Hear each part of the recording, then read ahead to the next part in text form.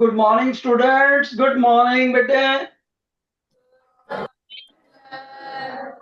और 10th B में मैं ऑडिबल? 10th B? ओके बच्चे। तो जब मैं आपको वेव से गुड मॉर्निंग बोलूं as a why waving my hand, तो आप भी वैसे ही रिस्पॉन्स दिया करो। उससे मेरे को इंडिकेशन हो जाता है कि मैं ऑडिबल भी हूं और मेरे बच्चों ने मेरे को गुड मॉर्निंग भी बोला। राइट, नेक्स्ट टाइम से। तो बेटे अब हमारा कैसे आगे बढ़ना है। एक तो आज हम काम करेंगे कुछ questions magnetic effects of current पे, थोड़े बहुत क्वेश्चंस, और बाकी का टाइम हम ह्यूमन आई के ऊपर लगाएंगे। राइट, तो ये हमारा काम रहेगा आज का। शाबाश, सभी बच्चे मेंटली प्रिपेयर हो जाएं। You should be ready with your notebook, double colour pen, एक ब्लैक और एक ब्लू, और इसके बिना आपके टेबल पे कुछ नहीं होना चाहिए। Please D clutter your bench, desk. Okay, तो बच्चे हमारे पास क्वेश्चन है एक, जैसे जैसे हमारे पास एक क्वेश्चन है, the change in the magnetic field in the coil is the cause of induced EMF in it. Electromagnetic induction, देखो बताता हूं। ये एक कॉइल है, कॉइल है बेटे, और इस कॉइल में यहां गैल्वेनोमीटर लगा है। राइट, ये आप समझ सकते हो सर, ये कॉपर की वायर है और आपने गैल्वेनोमीटर लगा दिया, कहीं भी बैटरी नहीं लगाई। And you all should be aware of this, that instrument galvanometer detects the presence of current. Now imagine there is a big bar magnet. Here it is north, here it is south. Okay, and some person is carrying it on his arms, and he is taking it towards the magnet. You know what happens now? Magnet approaches the coil with north pole approaching the coil first, and as a result of it, more and more magnetic field will be linked with the coil. आप कैसे कह सकते हो कि sir ज्यादा magnetic field कैसे link हो जाएगा? मैग्नेट तो आफ्टर ऑल वही है। इसलिए कि आप सभी को पता होना चाहिए, if this is your bar magnet, जितना हम मैग्नेट के नजदीक रहते हैं उतना मैग्नेटिक फील्ड स्ट्रॉन्गर होता है, और जितना दूर जाएंगे मैग्नेटिक फील्ड कमजोर होता जाएगा। तो जब ये मैग्नेट दूर है तो यही एक दो magnetic lines of force cut करेंगे कॉइल को। जब ये नजदीक चला जाएगा तो ये सारी magnetic lines of force cut करने लगेगी। इसका मतलब ये हुआ, whenever this magnet is approaching the coil, the magnetic field is of increasing nature. Increasing nature means variable magnetic field हो गया, और वेरिएबल मैग्नेटिक फील्ड होते ही इस कॉइल के इलेक्ट्रॉन्स में एक ऐसा चेंज आता है कि उनमें रिजल्टेंट मोशन शुरू हो जाता है। तब इसमें पहले तो वोल्टेज पैदा हो जाती है, उस वोल्टेज को बोलते हैं induced EMF. Induced word induction से लिया गया बेटे, और इंडक्शन का मतलब होता है इन्फ्लुएंस ऑफ नेबरहुड, पड़ोस का प्रभाव, इन्फ्लुएंस ऑफ नेबरहुड। ओके, तो इसकी वजह से इस कॉइल में वोल्टेज पैदा हो गया, जिसको हम इंड्यूस्ड ईएमएफ बोलते हैं, और नेचुरली इसकी यूनिट भी वोल्ट होगी। ईएमएफ का फुल फॉर्म इलेक्ट्रोमोटिव फोर्स। एक ऐसी वोल्टेज पैदा हो जाएगी जो इलेक्ट्रॉन्स के मोशन के ऊपर फोर्स लगा के उसका रिजल्टेंट मोशन बना देगी। जिगजैग मोशन नहीं बनाएगा, ऐसे ऐसे पहले ऐसे था इलेक्ट्रॉन्स का मोशन, रैंडम। रैंडम से हटा के उसको रिजल्ट ओरिएंटेड, यानी या क्लॉकवाइज या एंटी क्लॉकवाइज घुमा देगी। जैसे ही चार्ज का रिजल्टेंट मोशन बनता है, आप सभी को पता ही है, उस फिर इंड्यूस्ड करंट आ जाता है। क्यों, कैसे आ जाता है? क्योंकि करंट का डेफिनेशन क्या था? Rate of flow of rate of resultant flow of charge. Charge किसका बना होता है? इलेक्ट्रॉन्स का। Number of electrons into charge on one electron. Charge on electron की वैल्यू कितनी होती है? पता होना चाहिए। 1.6 इंटू 10⁻⁻19 क्यूलम। क्यूलम इसका यूनिट है बेटा। ठीक है, ओके। अब इस पूरी प्रोसेस को बोलते क्या है? हम उसको बोलते हैं, हम देखो ध्यान से, ई एम आई, इलेक्ट्रोमोटिव इंडक्शन।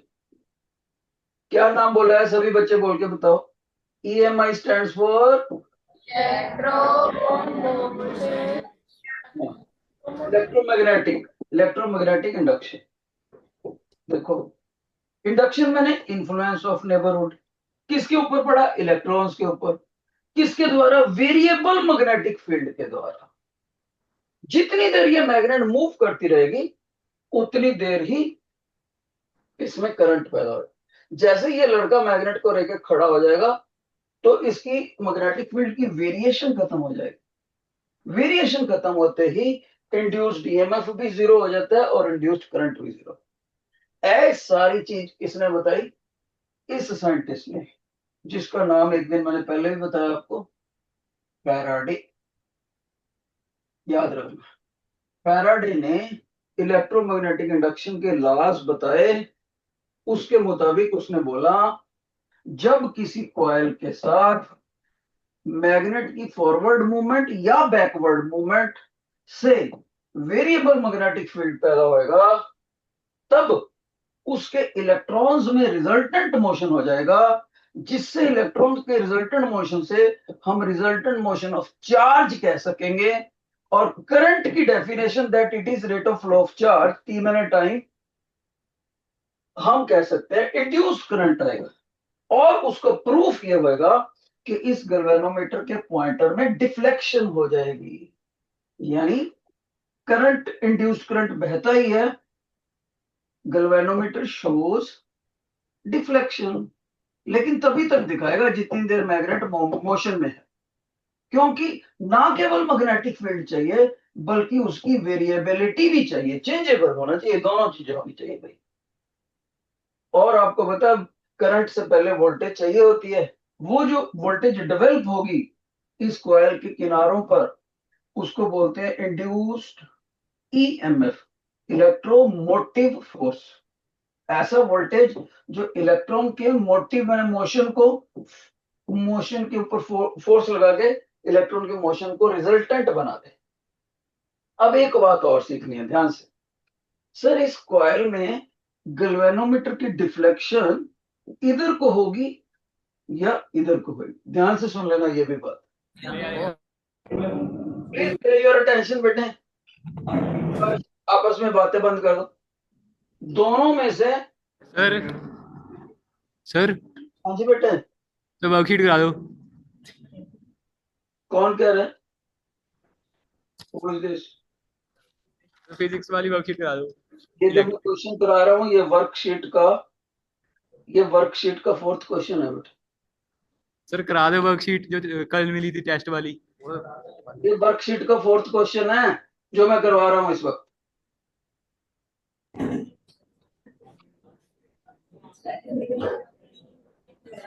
तो कुछ बच्चे ऐसे जिन्होंने क्वेश्चन भी नहीं पढ़े होते, वो टीचर को गाइड करते हैं। मैं क्वेश्चन 4th करा रहा हूँ, सिर्फ सीरियल नंबर नहीं लिखा क्वेश्चन। तो अब देखो, इसमें वायर में करंट क्लॉकवाइज फ्लो करेगा या एंटी क्लॉकवाइज फ्लो करेगा? ध्यान से देखो, नॉर्थ आगे बढ़ता है ना, तो इस कॉइल की कोशिश होती है कि नॉर्थ को रोकना है। तो नॉर्थ को आगे बढ़ने से कैसे रोका जा सकता है? जब कॉइल के फ्रंट सरफेस पर नॉर्थ डेवलप हो जाए। और टीचर ने आपको सिखाया था काउंटर क्लॉकवाइज या एंटी क्लॉकवाइज में, टीचर ने एन को कैपिटल कराया था। और जैसे ही इसमें नॉर्थ बनेगा तो करंट इस लड़के को जो मैग्नेट आगे लेके जा रहा है एंटी क्लॉकवाइज दिखेगा, यानी काउंटर क्लॉकवाइज। काउंटर क्लॉकवाइज कैसे होता है? ऐसे, नॉट ऐसे। तो इस लड़के की नजर से करंट ऐसे जाएगा, induced current.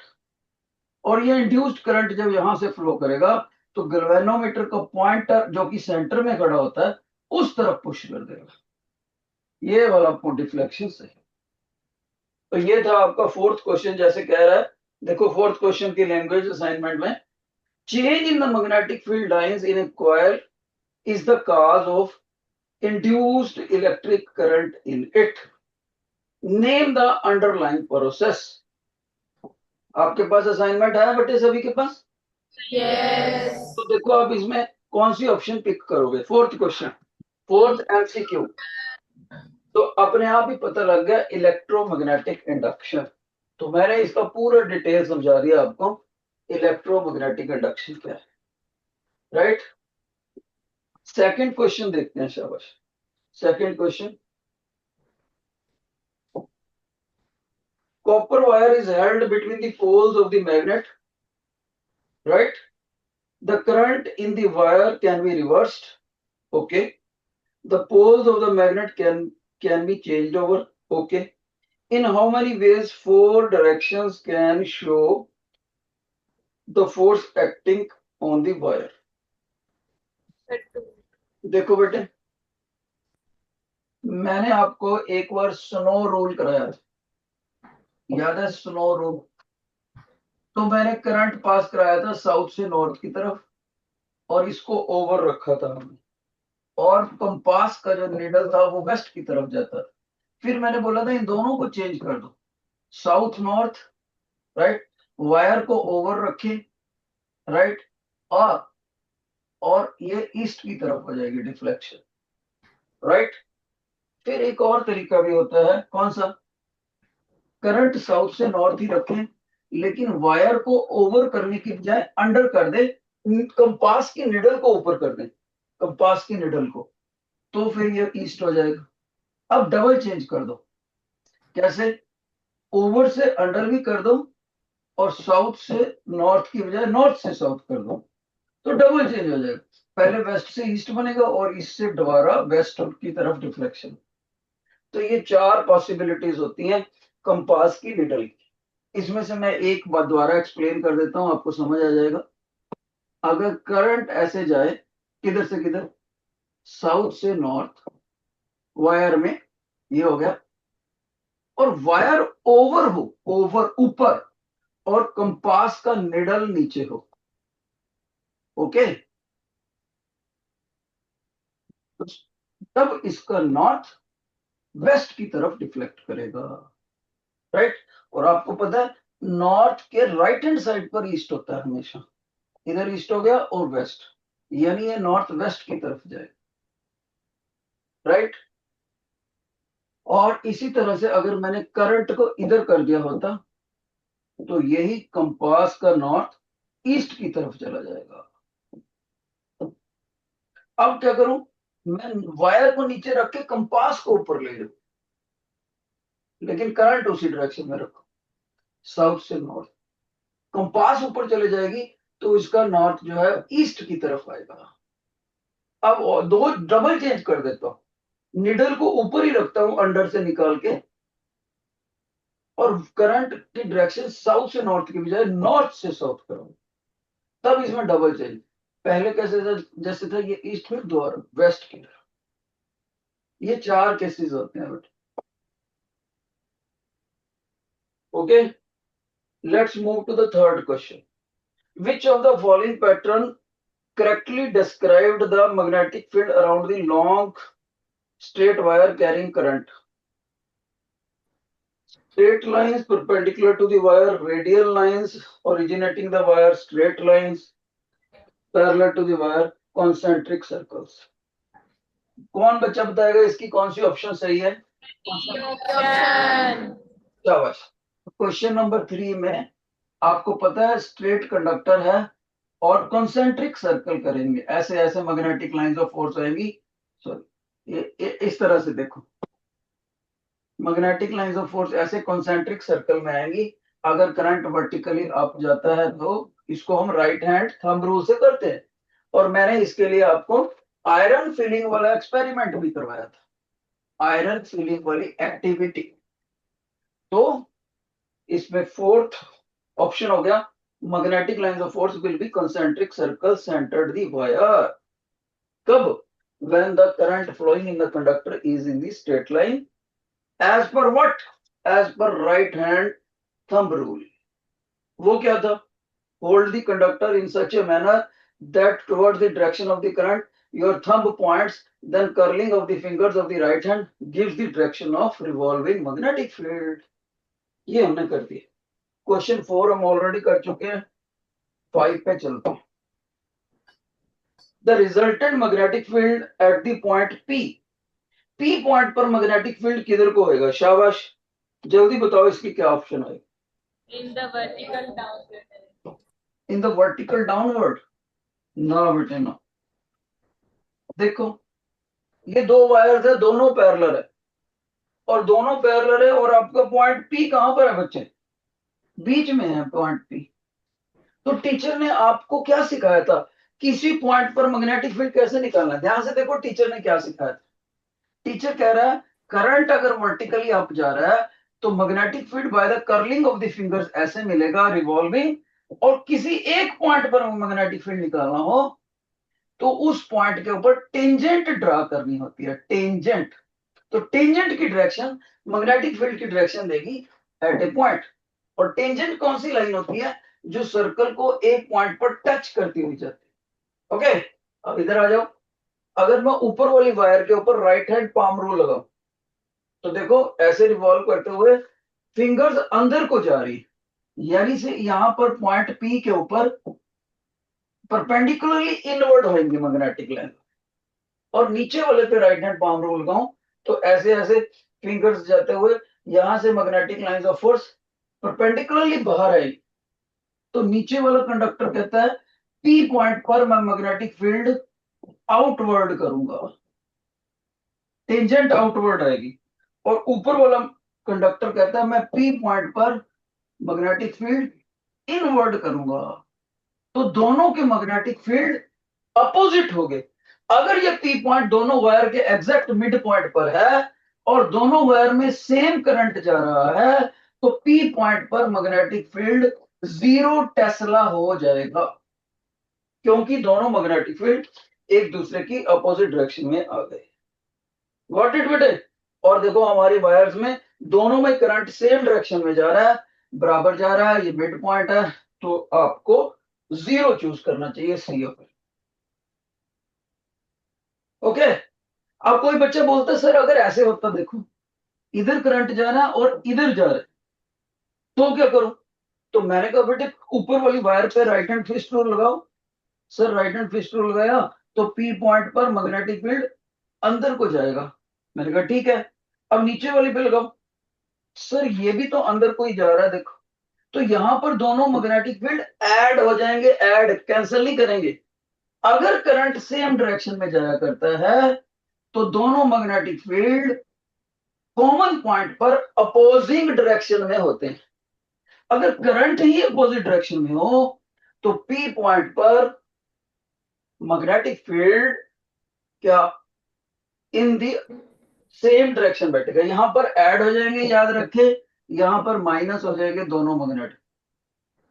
Okay, question number 6 पे, on freely suspending a magnet carrying solenoid it comes to rest in the geographical north south direction। Okay, बताओ ये सही है कि नहीं सही? असर्शन, 6th का क्वेश्चन, असर्शन सही है या नहीं सही? रीजन भी है, देखो क्या है, freely suspending a current carrying solenoid comes to rest in geographic north south direction। ऐसे कह रहे हैं, ध्यान से देखो बेटे, एक ये स्प्रिंग नुमा वायर है, ओके, कॉइल होगी, और यहां से हमने सफेद कॉटन के धागों से इसको लटका दिए। और याद रहे धागों में करंट नहीं जाता, इसको ऐसे लटका दिया अब हमने इसके साथ कॉपर की वायरें लगा दी और नीचे से बैटरी लगा दी। करंट इसमें फ्लो करेगा, यस। तो क्या ये सोलेनॉइड बन गया? यस। तो क्या इसका एक पोल नॉर्थ बनेगा, एक साउथ बनेगा? यस। क्या ये बार मैग्नेट की तरह बिहेव करेगा क्योंकि दो पोल आ गए? यस, मैग्नेट की तरह बिहेव करेगा। Current carrying coil is nothing but an electromagnet. तो फ्रीली सस्पेंडेड मैग्नेट किस तरह से पॉइंट करती है हमेशा? सर कंपास में पढ़ा था, फ्रीली सस्पेंडेड मैग्नेट का जो नॉर्थ होता है वो धरती के नॉर्थ की तरफ होता है, ज्योग्राफिक नॉर्थ की तरफ, और उसका जो साउथ होता है वो धरती के साउथ की तरफ होता है, ज्योग्राफिक साउथ। तो उसको, उस निडल को बस एक स्टैंड पे लगाया होता है।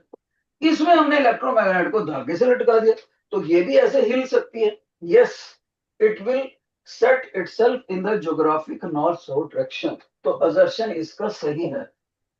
रीजन क्या कह रहा है? One end of the current carrying solenoid behaves as a north pole and the other as the south pole, just as a bar magnet. Yes, solenoid भी तो एक इलेक्ट्रोमैग्नेट बन जाता है बार मैग्नेट की तरह। बिल्कुल, ये भी तो एक मैग्नेट ही है। Compass, compass is a magnet. Okay, light weighted magnet होती है बस। जो इसका बिहेवियर है वही उसका। ओके, जिन बच्चों को सिक्स्थ क्वेश्चन समझ आ गया कि असर्शन भी सही है, रीजन भी सही है, please raise your hand. Please raise your hand. जिनको नहीं समझ आया वो लेफ्ट हैंड खड़ा करेंगे। जो दोनों नहीं खड़ा कर सकते मेरी क्लास में ना बैठे बच्चे। पॉइंट आउट करूंगा उस बच्चे को, मैं बैठने नहीं दूंगा जब दोनों ना हाथ खड़े। अपनी आजादी है, लेफ्ट हैंड या right hand. Okay, down down, शाबाश। तो मैक्सिमम बच्चों को समझ आ गया। Let's move to the seventh question. थोड़ा बहुत बेटे आपको भी करने चाहिए थे ये क्वेश्चन है। इतने सारे मैंने आपको कॉन्सेप्ट करा दिया, अब सारे ही मेरे से कराओगे तो कैसे बनेगा?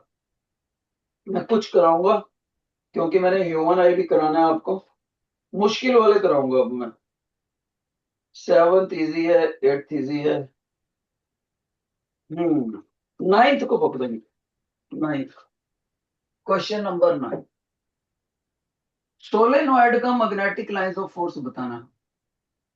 ये हो गया सॉफ्ट आयरन सोलेनॉइड का, सभी बच्चों को पता है, सॉफ्ट आयरन के सोलेनॉइड में। और ये हमने उसके ऊपर बेटे कॉपर की वायर लपेट दी। ये windings of the copper wire, multiple wires होती है। इतनी वाइंडिंग्स नहीं होती जितनी दिख रही है। रियलिटी में बोलूं तो ये 1000 से भी ज्यादा वाइंडिंग्स होती हैं, 1000 टर्न से भी ज्यादा होती हैं इसमें। इसमें तो मैंने कितनी टर्न्स दिखाई? 1 2 3 4 5 टर्न्स दिखाई। प्रैक्टिकल लाइफ में जाके देखोगे 1000 से भी ज्यादा टर्न्स होती हैं। और ये प्लस, ये माइनस, ये प्लस, ये माइनस। अब सभी बच्चों को पता है कि जो सॉफ्ट आयरन है वो फेरोमैग्नेटिक मटेरियल है। वो चुंबकीय क्षेत्र को अपने अंदर बांध लेता है, कॉन्सेंट्रेट करता है।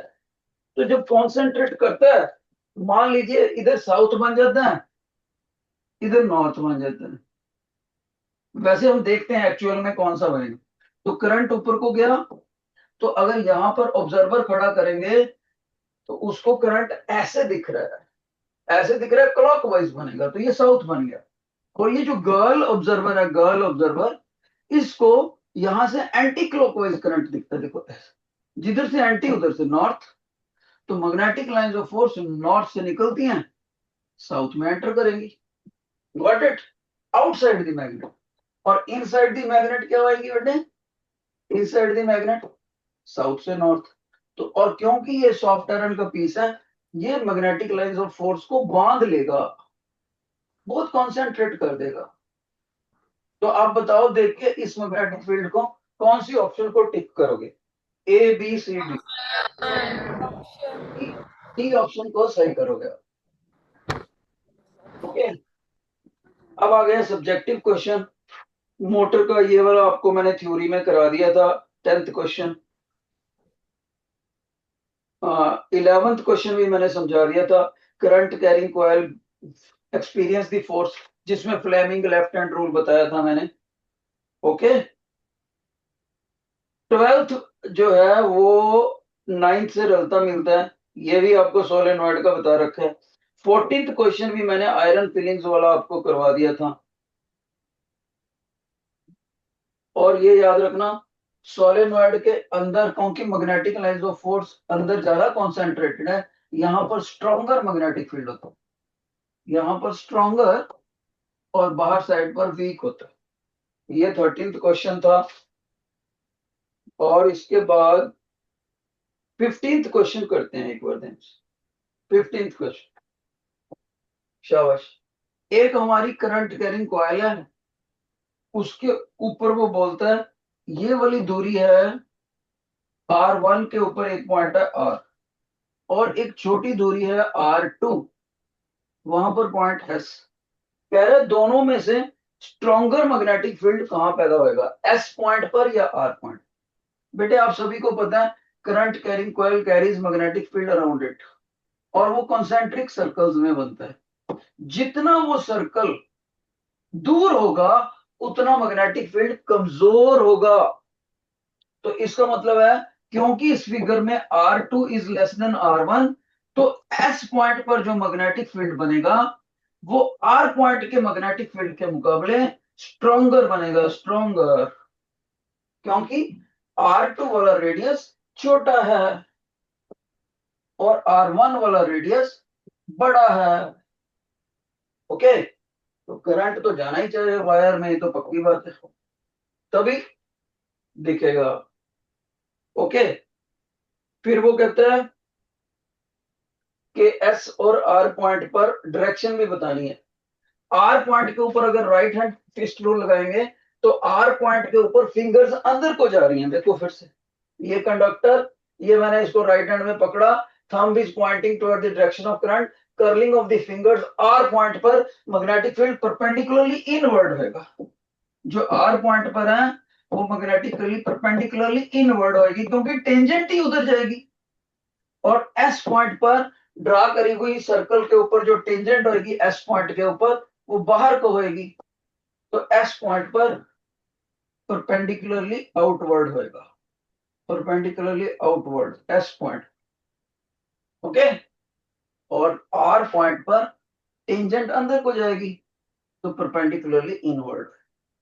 अब कोई बच्चा सोचता है सर आज सर्कल ही लगाया ना, टेंजेंट तो बाहर को भी लगा सकते हैं। बेटे करंट उस मैग्नेटिक फील्ड की डायरेक्शन भी तो देखो, इस कॉन्सेंट्रिक सर्कल्स की डायरेक्शन ऐसे आएगी सभी की।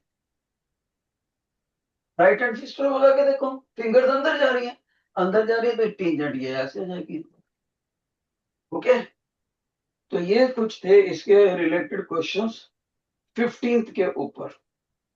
राइट, बाकी जरे सारे जो है सब्जेक्टिव क्वेश्चंस हैं वो सब आप खुद करोगे। ओके, अब मेरे को काम करना है ह्यूमन आई के ऊपर। शाबाश, ये मैंने आपको फास्ट करवा दिया कुछ क्वेश्चन। तो ये देखो, हम ह्यूमन आई आ गया बेटे हमारा, दिख रहा है आपको। आपको ह्यूमन आई में जो जो सिलेबस में है वो कराऊंगा। कुछ पोर्शन इन्होंने निकाल दिया सिलेबस में पिछले सालों के मुकाबले, कुछ रखा हुआ है। ध्यान से सुनो, शाबाश, लेट्स डिस्कस इट।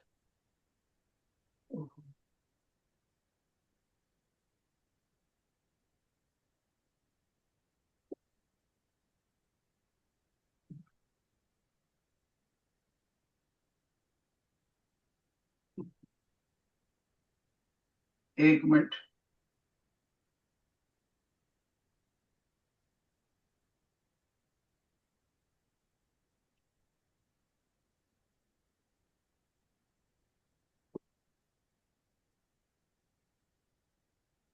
सभी बच्चे एक बार इस डायग्राम को अच्छे से देखें, अच्छे से प्लीज।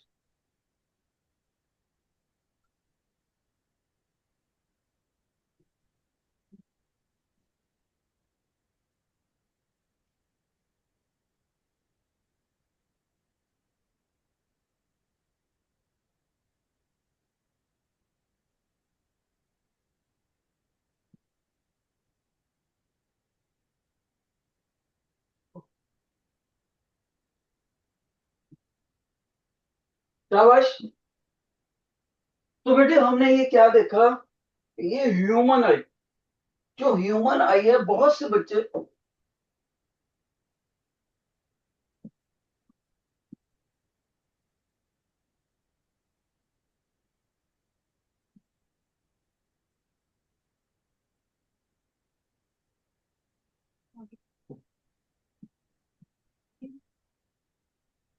तो ह्यूमन आई में बच्चे सोचते हैं सर एक ये सर्कल नुमा दिखती है। सबसे पहली बात, ह्यूमन आई का शेप सर्कुलर नहीं होता, सर्कुलर नहीं होता बेटे। ये कॉपी के पेज के ऊपर जरूर सर्कुलर दिख रहा है, it is spherical image, spherical in shape. एक सफियर होता है, जिस सफियर को, उस सफियर को अगर मैं बिल्कुल सेंटर से काट दूं, बिल्कुल सेंटर से वर्टिकली, तो वो ऐसे दिखेगा। हमारी ह्यूमन आई ऐसे दिखेगी। कोई बच्चा बोलते सर सफेरिकल आप एक्सप्लेन कर सकते हो? यस। हमारी आंखों में अगर किसी बच्चे ने लेबोरेटरी के अंदर ह्यूमन स्कल देखा हो, ह्यूमन स्कल हड्डियों का ढांचा, तो उसमें यहां पर आंखों की जगह ऐसे दो हड्डियों की सॉकेट बनी होती, अंदर से सुराख खाली होता है आंखों की जगह पर। यहां पर एक सफियर ऐसे जकड़ा होता है हड्डियों में, वो सफियर इधर उधर घूमता रहता है, जिसकी वजह से हम ऊपर नीचे सारी तरफ आंखों से देख सकते। ऊपर देखना है तो ऐसे ले जाते हैं इसको, गोला अंदर से घूम जाता है। नीचे देखना है तो ऐसे, साइड पे देखना है मेरे ऐसे, कभी ऐसे, जिधर को मर्जी हम सफियर की शेप एडजस्ट कर लेते हैं। तो ये सफेरिकल इन शेप है, इजी मूवेबिलिटी के लिए एक सॉकेट में पकड़ी होती है। ओके, कौन बच्चा मेरे को बताएगा बेटे, इसके अंदर ये जो प्यूपिल है, इसका क्या काम है? Anybody come on the mic and tell me what is the job of pupil? It allows the light to enter the allows the light to pass through. बहुत अच्छी।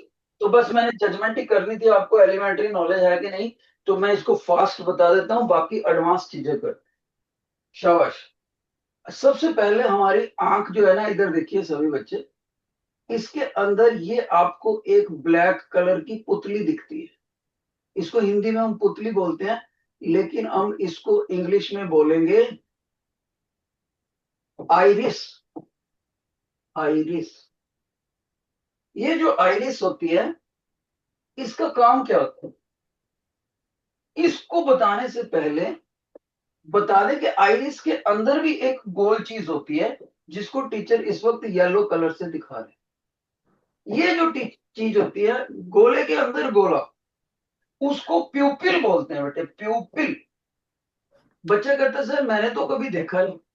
तो अपने क्लासमेट की आंख को ध्यान से देख लो, आप अपने बेंचमेट की आंख, आंख के गोले के अंदर भी एक अलग कलर का गोला होता है, थोड़ा सा शेड का फर्क होता है। इस प्यूपिल में से लाइट अंदर जाती है आंख की आई बॉल के अंदर। ओके, अब आपको पता है आंख हमारी कब कंफर्टेबल होती है? जब इसमें सूटेबल अमाउंट की लाइट जाए, ना ज्यादा कम ना ज्यादा ज्यादा। ज्यादा जाएगी तो इसके अंदर अननेसेसरी ग्लेयर पैदा हो जाएगी, चकाचौंध। कम जाएगी तो इसको दिखेगा नहीं। इसलिए ये जो प्यूपिल होता है, इसका साइज का एडजस्ट होना जरूरी होता है, कभी ज्यादा कभी कम। ज्यादा कब होएगा? जब हम डिम कमरे में देख रहे हैं, जहां पर लाइट डिम है। मान लो इस कमरे में लाइट डिम हो और मेरा 500 रुपए का नोट गिर जाए, तो मैं नेचुरली उसको ध्यान से देखूंगा। तो उस वक्त मैंने अपने प्यूपिल को पूरा खोला हुआ है। ओके, और मान लीजिए मैं ऐसे सड़क पे जा रहा हूं आराम से, शाम को इवनिंग वॉक करता हुआ, अचानक सामने से ट्रक जो खड़ा हुआ था वो हेडलाइट ऑन कर देता। जैसे हेडलाइट ऑन करेगा एकदम से ज्यादा लाइट आएगी, तो मेरा प्यूपिल अपने आप को सिकोड़ लेगा, कहा छोटा साइज कर लेगा। छोटा साइज कर लेगा तो कम लाइट जाएगी अंदर। तो इसका मतलब यह हुआ कि आंख के अंदर कितनी लाइट जानी है उसको कंट्रोल करता है प्यूपिल। और सच बताऊं तो इसमें प्यूपिल की एक दूसरी चीज मदद करती है। तो pupil is the entry for the light to enter in the eyeball, and how much light will be entered, that will be controlled by iris. Iris इसके ऊपर एक शटर का काम करता है। देखो बेटे, मान लीजिए ये जो व्हाइट कलर का आपको दिख रहा है, ये व्हाइट कलर का पोर्शन, ये आइरिस, ये प्यूपिल है, प्यूपिल। और प्यूपिल के आगे आगे मेरी उंगलियां है, ये आइरिस का काम कर। अगर मैं उंगलियों से इसको ढक दूंगा व्हाइट पोर्शन को, तो कम ओपनिंग दिखेगी। अगर मैं आइरिस को पीछे कर दूंगा तो ज्यादा रिमोट दिखेगा, ज्यादा प्यूपिल दिखेगा। और इसको ढक दिए सारी साइडों से, कम दिखा। बिल्कुल इसी तरह से आइरिस ऊपर से प्यूपिल के होल को ढक देती है या पूरा ओपन कर देती है। ढकती कहां है? जहां सामने ट्रक की हेडलाइट आ रही हो। ओपन कहां कर देती है? जहां डिम लाइट हो कमरे में। इसलिए आइरिस जो है वो कंट्रोल करती है कि कितनी लाइट जाने देती है। Control the amount of light entering into the light eyeball, ताकि आंख के लिए कंफर्ट हो, देखना कंफर्टेबल। और जहां से लाइट जाती है उसको बोलते हैं प्यूपिल। कितनी लाइट जाएगी वो आइरिस कंट्रोल करे। आइरिस का एक और काम भी है, ये आपकी आंख को कलर भी देती है। कलर, जैसे कि आपकी आंख के कुदरत ने, देखो, बी से ब्लैक, ब्राउन कलर बना रखे हैं, और जी से कुदरत ने आइरिस के कलर ग्रीन, ग्रे बना रखे हैं। ओके, तो बताओ कौन सा कलर आंख का मैंने छोड़ दिया? शाबाश, मैंने छोड़ दिया ब्लू आइज। तो याद रखना, कलर्स आंख के B3, G², G से 2, B से 3, ये मैंने कलर बना दिया। आइरिस की वजह से आपकी आंखों को रंग मिलता है। ओके, कभी भी आपने रेड नहीं लिखना बेटे। रेड जो होता है ना आंख का रंग, वो तो सीरियल्स में ही होता है बस। ओके, अब प्रैक्टिकल लाइफ में नहीं होता। कई बच्चे सोचते हैं सर कभी कभी रेड आंखें होती तो हैं। वो रेड आइरिस नहीं रेड होता, आंखों की साइड पर जो व्हाइट पोर्शन है उसकी नाड़ियों में ब्लड का फ्लो ज्यादा आ जाता है, तब होता है। अच्छा, कौन बच्चा बताएगा जो आंख की साइड पर ये व्हाइट पोर्शन दिख रहा है, ये व्हाइट पोर्शन जहां से टीचर एरो दिखा रहे हैं, ए let me show you arrow by the, ये मेरा एरो इस कलर से दिखाते हैं जो ये वाला व्हाइट पोर्शन है। इस व्हाइट पोर्शन को क्या बोलते हैं और इसका काम क्या है? Sclera. इसका नाम होता है बेटे स्क्लेरा। ये कनेक्टिव टिश्यूज का बना होता है। पूरी की पूरी आईबॉल इसी की बनी होती है मेनली।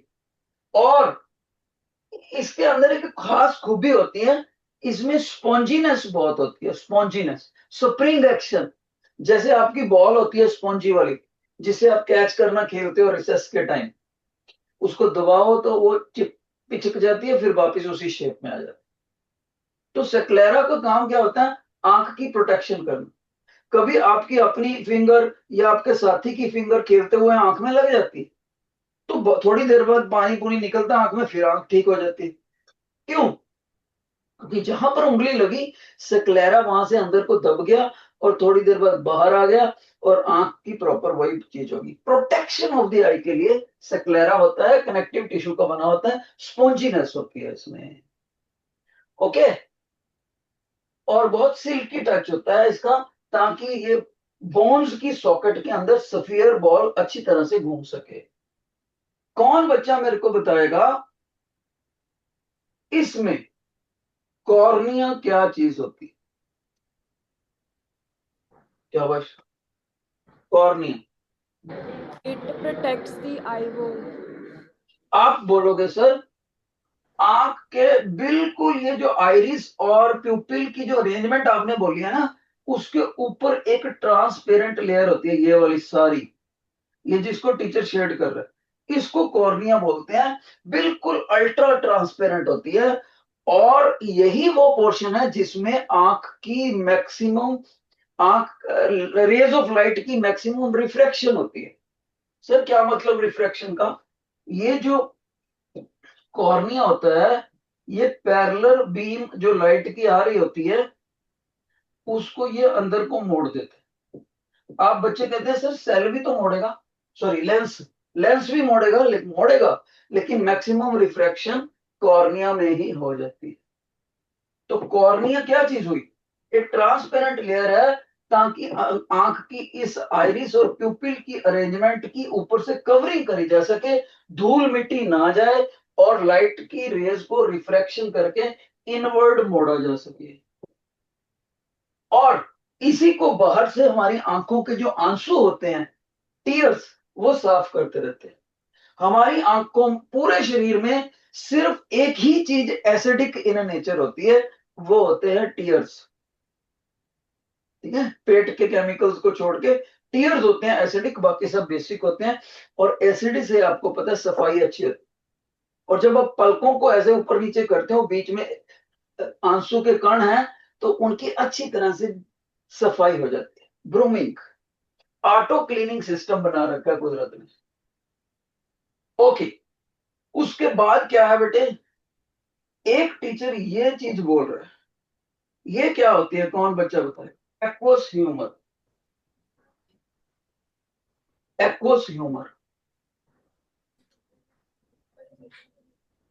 कोई नहीं बोल रहा बेटे। जो एक्वस ह्यूमर होता है वो कॉर्निया की बैक साइड पर, और ये जो हमारा लेंस है कॉन्वेक्स लेंस होता है, प्रैक्टिकली बहुत अल्ट्रा क्लियर।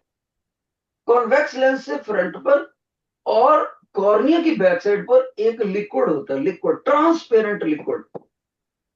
इस लिक्विड की खूबी ये होती है, ये कॉर्निया को आइरिस और प्यूपिल की अरेंजमेंट से चिपकने नहीं देता, इसके बीच में फ्लो रखता है, और इस लेंस की, सॉरी, कॉर्निया की अंदर की साइड से सफाई भी करता रहता है।